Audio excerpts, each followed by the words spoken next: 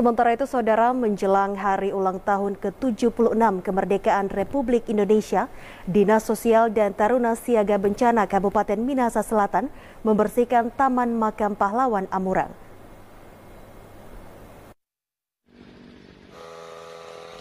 Dinas Sosial dan Taruna Siaga Bencana Alam Tagana Kabupaten Minahasa Selatan bergotong royong membersihkan Taman Makam Pahlawan TMP Amurang yang berlokasi di Jalan Trans Sulawesi. Kepala Dinas Sosial Kabupaten Minahasa Selatan, Sofi Sumampo, mengatakan di TMP Amurang terdapat 407 makam pejuang kemerdekaan Republik Indonesia.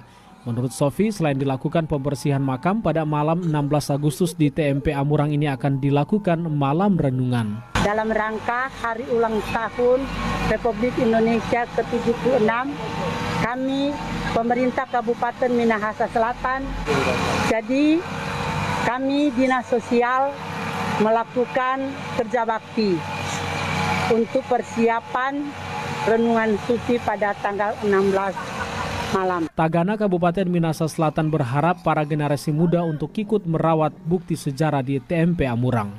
Ya, tentunya kegiatan yang ada sekarang ini adalah suatu kegiatan yang rutin setiap tahunnya yang kita laksanakan untuk mengenang jasa para pahlawan yang telah mendahului kita.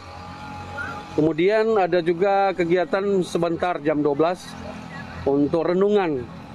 Dan itu memang sudah jadi kegiatan rutinitas kita setiap tahunnya. Harapan kami agar supaya generasi muda melestarikan TMP ini untuk mengenang, membalas jasa-jasa para pahlawan kita.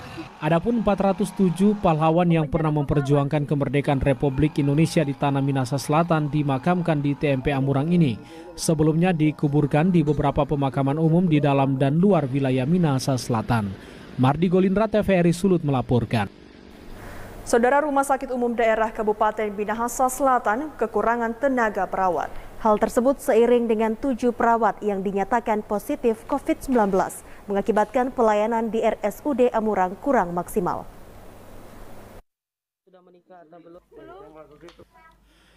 Banyaknya pasien COVID-19 yang dirawat di Rumah Sakit Umum Daerah RSUD Amurang mengakibatkan 7 orang perawat terinfeksi COVID-19.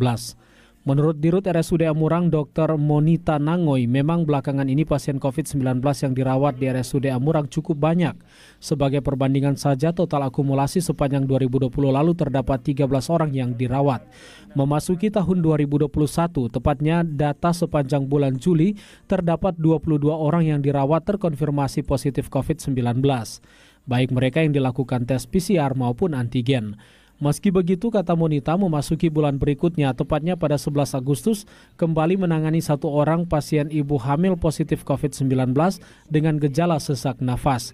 Karenanya, kata Monita, saat ini pihaknya sangat membutuhkan tenaga perawat guna mengantisipasi jika sewaktu-waktu terjadi penambahan pasien. Yang sekarang memang kita urgent butuh penambahan perawat. Karena dalam beberapa bulan terakhir ini ada 7 orang yang terkonfirmasi positif COVID. Jadi memang agak kesusahan untuk mengisi tempat-tempat mereka karena semuanya kan sudah terbagi dalam shift.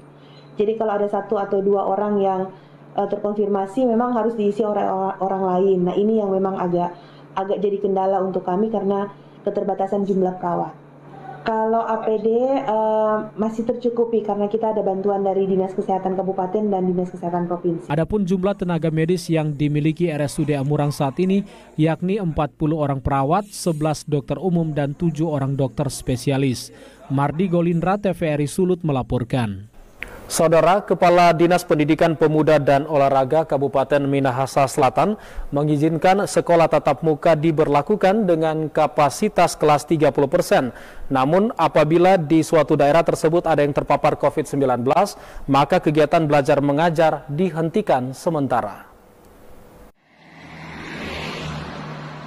Sesuai dengan instruksi Ketua Gugus Tugas COVID-19 Sulawesi Utara, dalam hal ini Gubernur Sulut Oli Dono Kambe melarang melaksanakan kegiatan belajar mengajar atau KPM tatap muka selama masa PPKM. Namun, Kepala Dinas Pendidikan Pemuda dan Olahraga atau Kadisdikpora Kabupaten Minahasa Selatan, Fitber Rako mengatakan adanya beberapa daerah yang infrastruktur internetnya tidak memadai di Kabupaten Minsel, maka KPM tatap muka di sekolah diperbolehkan asalkan memenuhi standarisasi syarat di masa pandemi COVID-19. KBM dilaksanakan secara daring, namun di bawah di kabupaten kota kita pakai sistem klaster. Jadi apabila di satu wilayah tertentu, misalnya desa atau wilayah tertentu ada sekolah, di situ ada kasus COVID, itu langsung lockdown, langsung stop KBM. Sehingga yang jalan sekarang itu adalah semi. Jadi ada daring, ada luring yang pakai sistem shift dan sistem on off.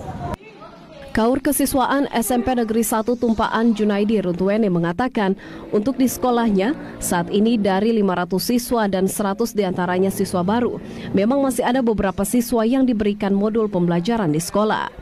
Jadi dalam satu kelas itu dibagi jadi ada sekitaran 5 kelompok, jadi tidak sampai 10, ada 4 sampai 5 sampai 6 lah.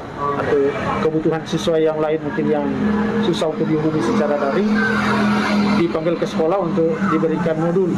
Adapun jumlah siswa SMP dan SD di 319 sekolah di bawah naungan Disdikpora Kabupaten Minahasa Selatan di 17 kecamatan, 167 desa, dan 10 kelurahan se-Kabupaten Minahasa Selatan, sebanyak 27.289 siswa, di mana 7.400 lebih diantaranya adalah siswa baru. Mardi Golindra, TVRI Sulut melaporkan. Saudara, kita beralih ke informasi lainnya. Kemunculan 2 ekor buaya di daerah aliran sungai Dasranoyapo meresahkan warga Amurang di Kabupaten Minahasa Selatan.